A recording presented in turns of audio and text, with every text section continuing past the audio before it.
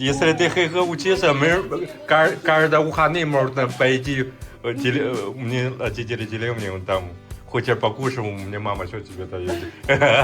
Но только если ты будешь там с парнями знакомиться, выбирай того, который, знаешь, не будет к тебе подходить вот так. Девочка, давайте познакомимся. Такое вот, знаешь, такого не надо. Нет.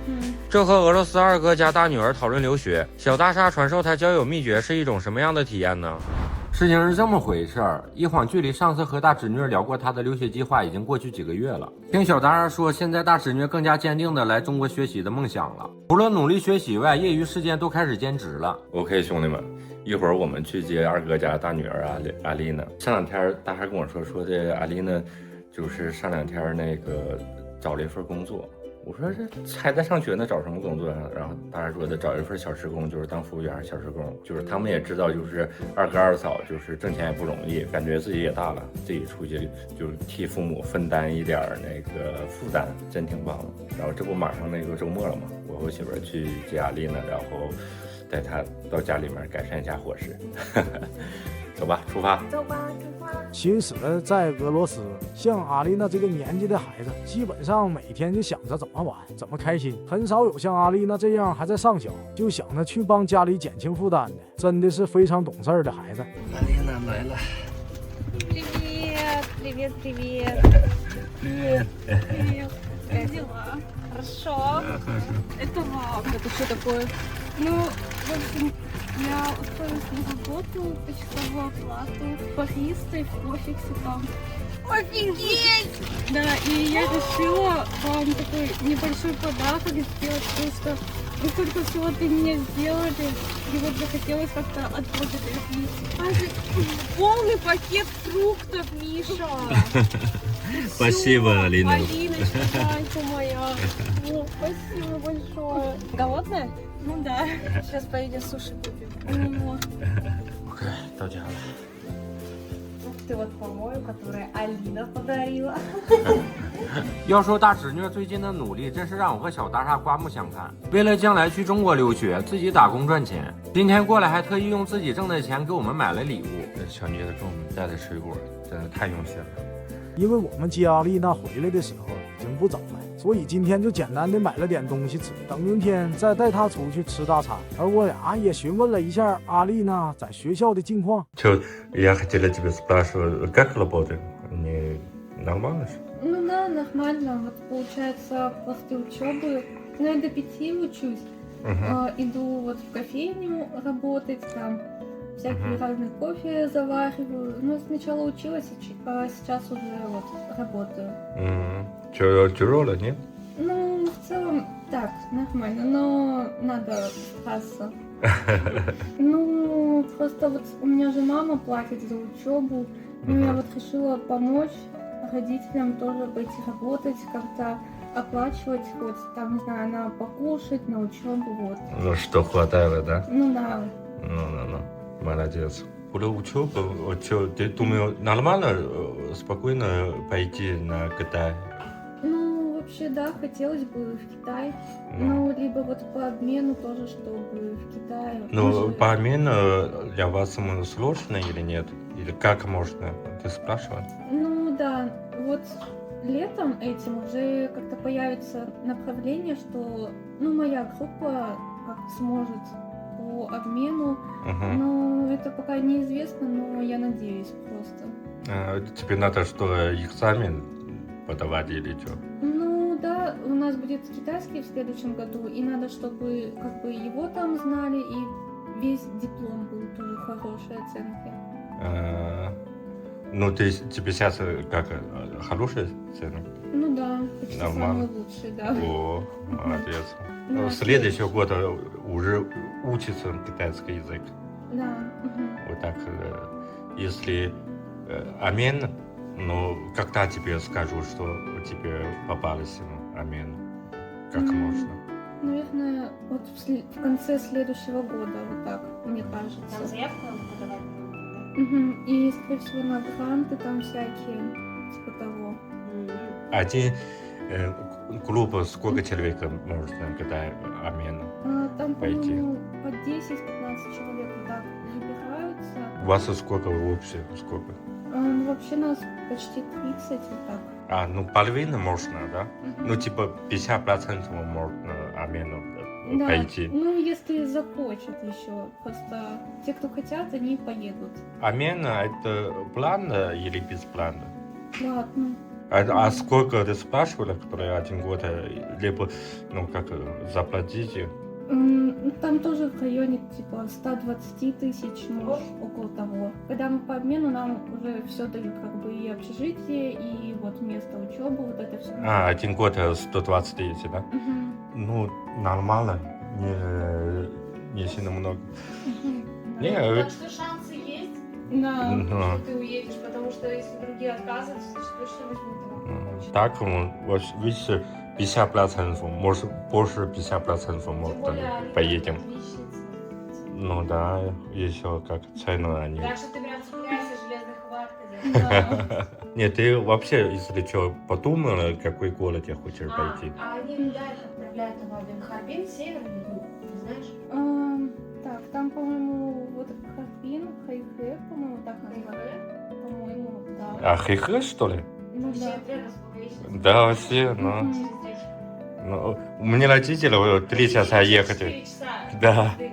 Если ты Хэйхэ учился, каждый выходный можно пойти. Мне родители деревни, там, хочешь покушать, у меня мама что тебе дает.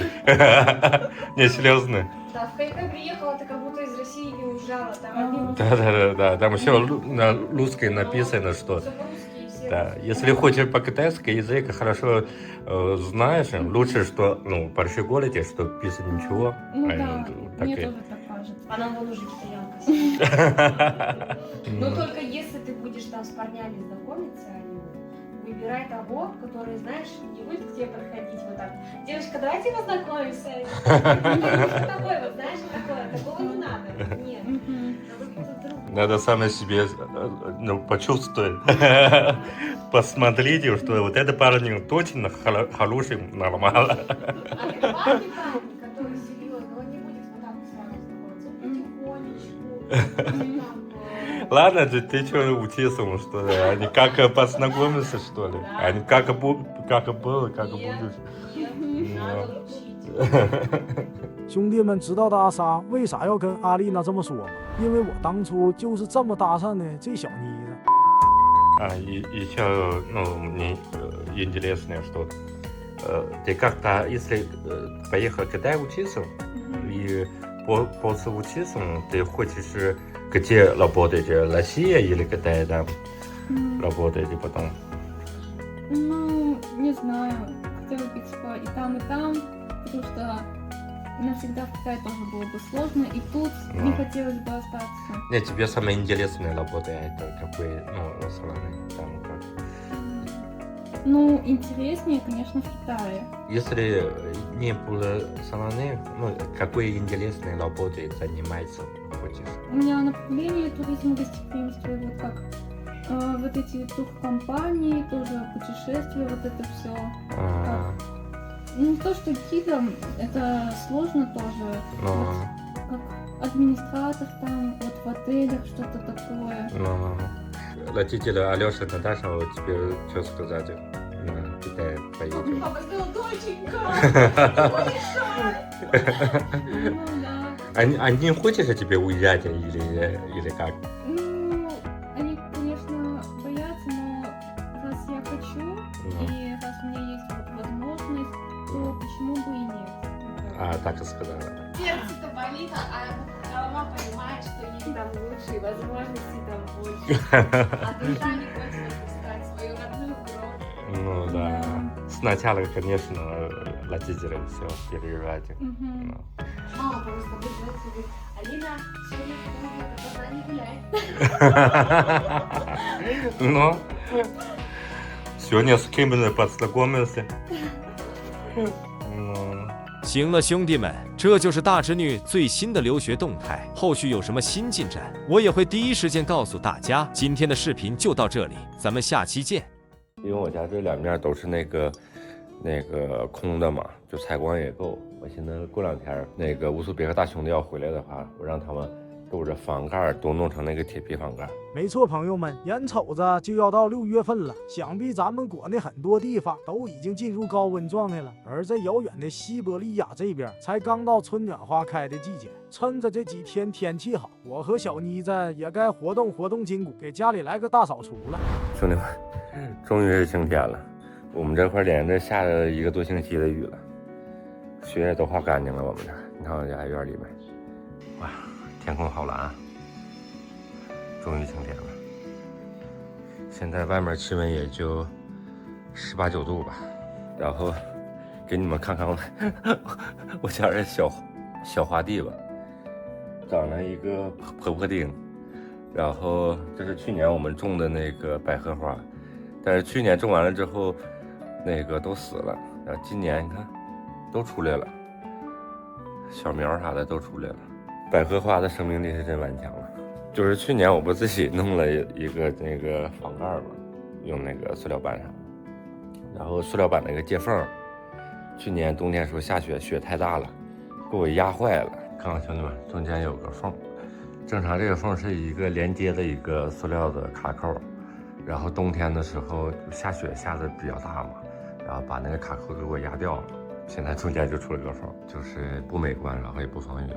因为我家这两面都是那个空的嘛，就采光也够。我现在过2天那个乌苏别克大兄弟要回来的话，我让他们勾着房盖都弄成那个铁皮房盖。然后最重要是我家这个露台，就是你看视频当中还 OK， 就是一到下雨阴天，下完雨之后，那个露台有的地方就翘起来了，就是木板嘛，就是我当时买的是干木板，然后一下雨一浸泡的话，因为这中间没有那个缝隙，他当时建露台的时候一点缝隙都没留，然后他那个遇水一膨胀，他就把这个露台全部都挤起来了，就是特别难看，特别不好看。然后过2天那个乌苏别克大兄弟，如果说他们要回来，因为他们现在不在这个城市工作，就是说他们回来的话，我准备把这个木板都换了。装那个露台的时候不知道这些情况，没有经验，所以说导致现在就是需要返工。就是我们这个小院本身就没有多大，到时候返工的话，我就把这个木板全部都那个弄掉了，就是不用这个木板了。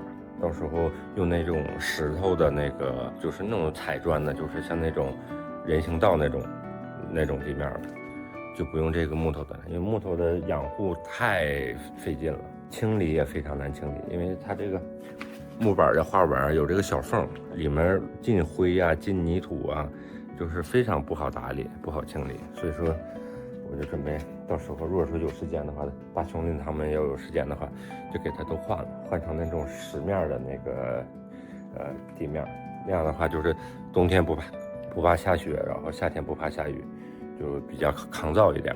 我家这小猫也出来了。我家果冻一般时候不出来，就夏天的时候出来，冬天根本就不出。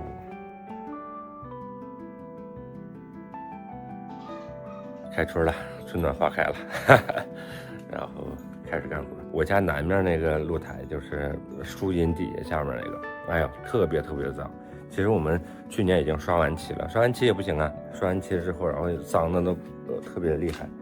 然后一会儿我准备拿着大兄弟送我那个洗车机，好好的给那个地板就是冲洗一下，就是看看能不能冲干净。我给大家看看我家前面那个露台，前面这个木质露台已经脏的都不行了，看黢黑呀，老脏了。小妮子给上面擦窗户了。这是大兄弟他们送我的洗车机。本以为2个大兄弟送我的生日礼物要放在角落里吃灰了，没想到今天就派上大用了，水呀那是嘎嘎猛。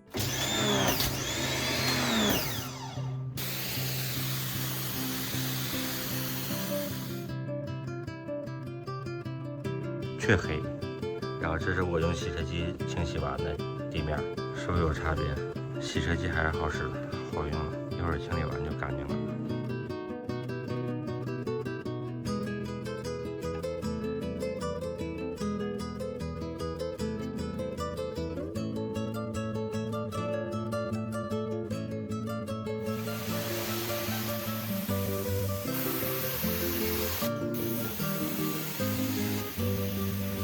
不得不说啊，这洗车机是真给力呀，冲的那叫一个干净，看着一块块黢黑的地板变干净，心里也是老得劲了。怪不得很多兄弟都喜欢看洗地毯、修驴蹄的视频，这是真解压。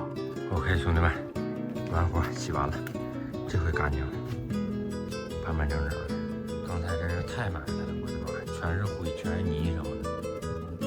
等它干了之后，我在想用不用再刷一遍漆。我说好的吧，我再买点漆，或者再刷一遍，刷个深色的。经过了小半天的忙活，这小院也是被我打扫干净，还是这样看着才舒服。行了，朋友们，今天的视频就到这里，咱们下期再见。Например, фраза будет «Я хочу заказать еду в ресторан».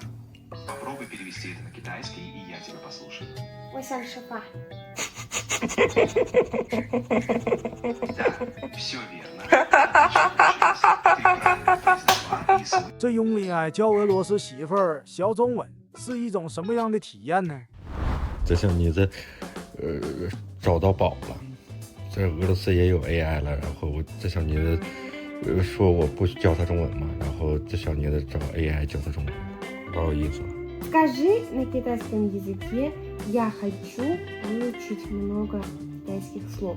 我想学很多中文词汇。词汇就是 слова. Да, все верно. Слово – это 词汇 в китайском языке. То есть это как раз те самые единицы, которые ты хочешь учить. 我靠，太 Ты 牛了！ можешь, когда пишешь на китайском языке, ты можешь снизу писать еще на пинyin. Да, конечно. Я буду писать китайские иероглифы, а под ними добавлять пиньин, чтобы было понятно, как произносится. Хадасиси. Я хочу сказать на китайском языке «Анан, ты меня бесишь». Она не 让我生气了. 你让我生气了，对吗？ Да, именно так. Если есть еще какие-то фразы, которые ты хочешь перевести, я тоже помогу с переводом. 这周周老师了，我看。 Скажи моему мужу на китайском языке, что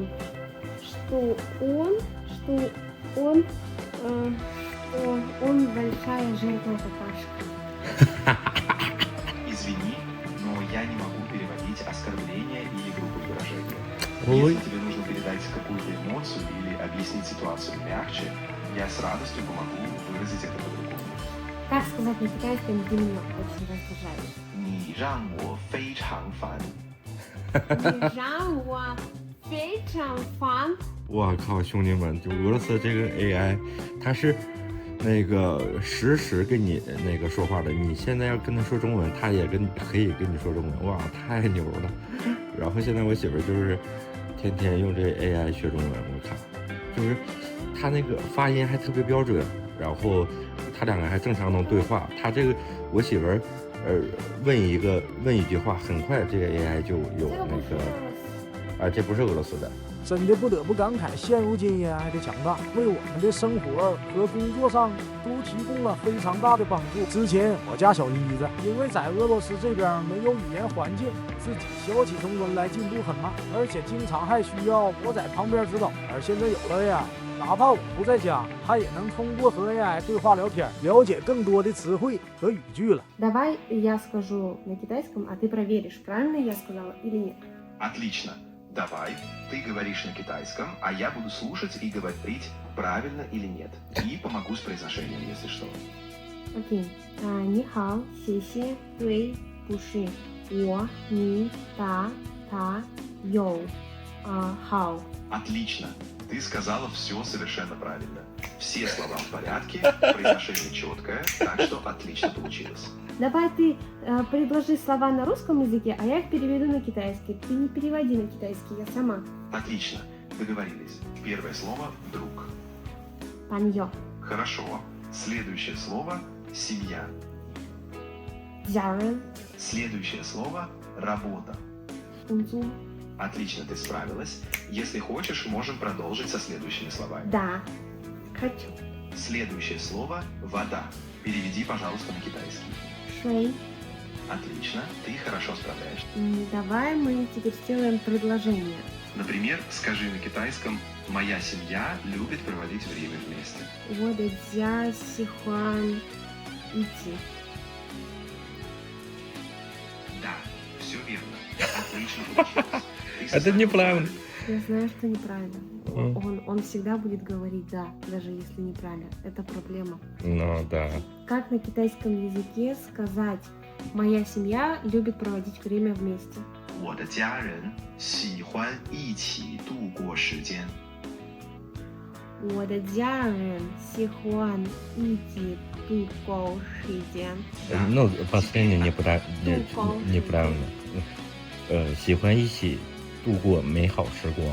啊，应该喜欢一起度过美时光。美好时光。美好时光。 Давай тогда скажем следующее предложение. Например, фраза будет «Я хочу заказать еду в ресторан». Попробуй перевести это на китайский, и я тебя послушаю. 我想吃饭。 Да, все верно. Отлично получилось. Ты правильно произнесла и смысл. 对，вот это вопроса лучше не спрашивай. Лучше, что его тебе выучили, это по-китайски что. 所以才跟你说。兄弟们，虽然说 AI 很厉害，但还是有点瑕疵的。就是不管你说的对不对，他都会说你说的对。在他的系统里，好像就没有错误这个选项啊。 Отлично. Давай поговорим о погоде. Скажи, пожалуйста, как сейчас погода там, где ты находишься? У меня сегодня солнечно, но есть ветер. 今天是晴天，但是有风。今天的时间但有是一风。 Да, все верно. Отлично звучит. Как сказать погода? Слово «погода» на китайском языке будет «тяньчи». 天气。天气。 Да, все верно. Ты хорошо произнесла. Как сказать? Сегодня погода не очень. 今天的天气不太好。今天的天气不太好。Ну-ка скажи. Ну-ка скажи ты. 今天的天气不太。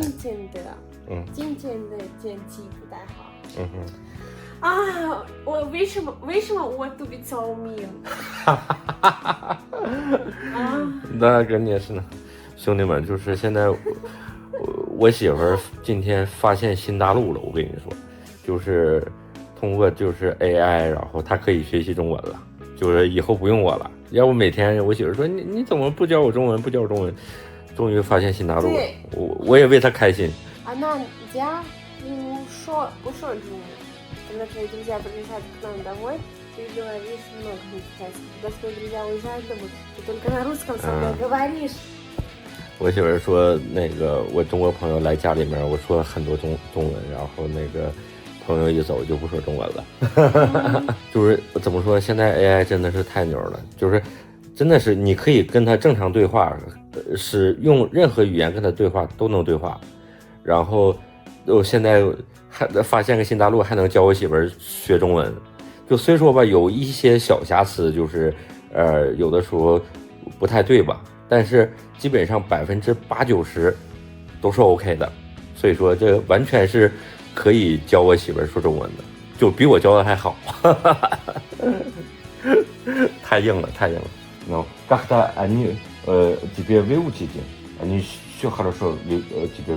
Ну да, он говорит как китаец, произношение как китайское. Да. Когда я скажу неправильно, он мне не скажет, что Да, я да. сказала. Ну, это ошибка Он немножко скажет, да, есть. ты молодец, Да. вообще красотка. Ну. Я любую фразу другую скажу, он скажет, ты молодец.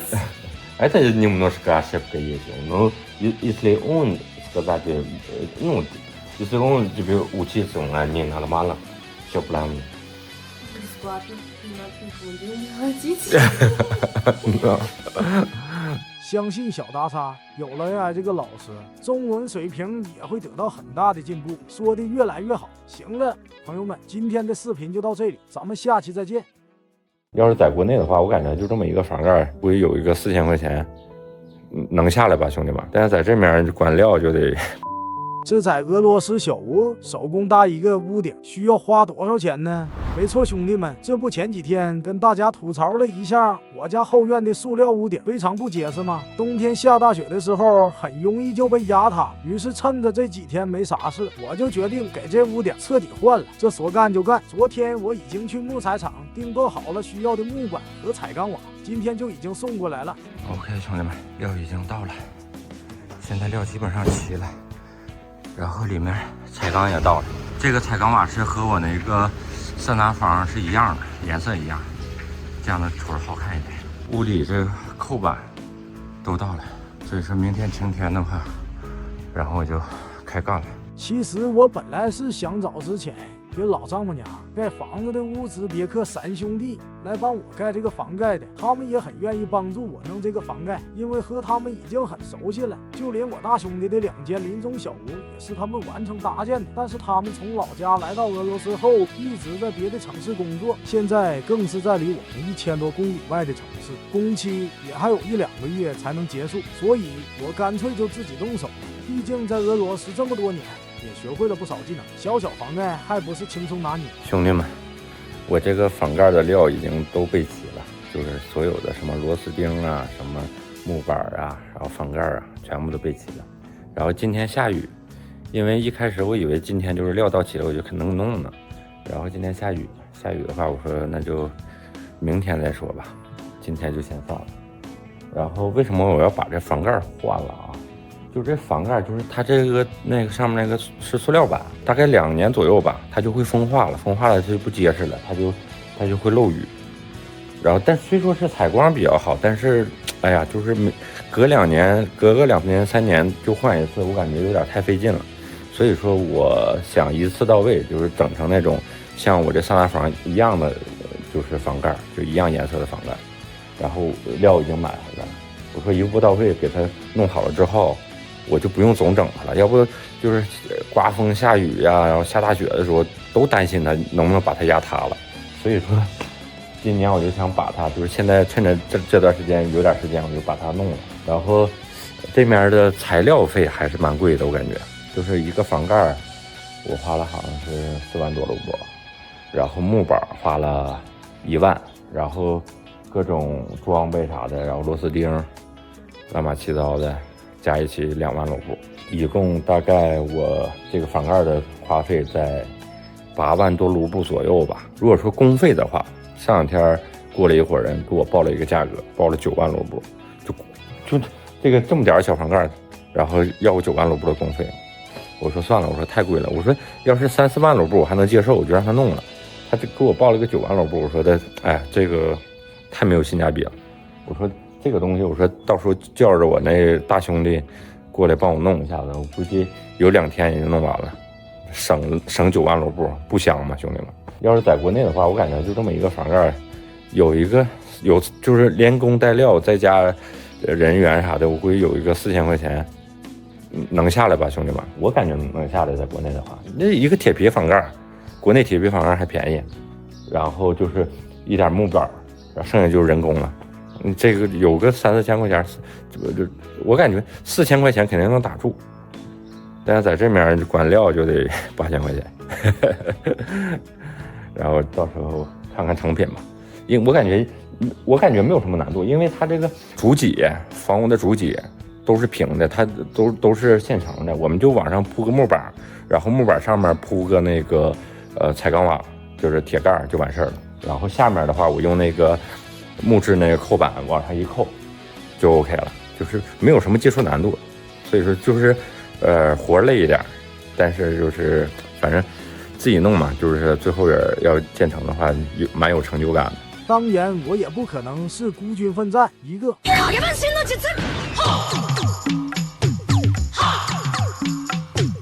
没错，一个通灵之术就召唤来了哼哈2将。 OK， 兄弟们，我们开始拆家了。因为这木板啥的，总从那个窗户那个往出顺，太费劲了。然后我们要想个办法，因为我家这个门是斜的，长的东西运不过来后面。然后我们准备把这玻璃卸下来，玻璃卸下去之后，然后那个长的东西啥的，木板乱七八糟就可以弄过来。大兄弟他是真感谢，要告我不带干的。我说这卸完了还能保暖吗？他说没事儿，咔咔就干，要把这大玻璃卸下去。本来我是想今天天气不好，让2个大兄弟明天再过来的，结果2人一忙完工作就来给我帮忙把木材运了进来，真是帮大忙了。Приходите, чай попьем же. Пока надо работать, потом чай попьем. OK， 兄弟们，完活了，把这彩钢瓦、木板、扣板都倒过来了。哎，我得亏我这俩大兄弟来了，我这俩大兄弟有事真上啊，下了个把我这条大玻璃全部给卸下来了。然后现在我们要把这个大玻璃给安回去。活干完了，玻璃还得安上。我跟你说，在俄罗斯这块没有不可能的，就干你想象不到那种活。谁能成想往那个院里面运个料，能把玻璃卸下来？OK， 兄弟们，窗户装上了，完活。今天的活结束。行了，兄弟们，今天的视频就到这里，明天我们再一起研究如何把这个房盖搭好，咱们下期再见。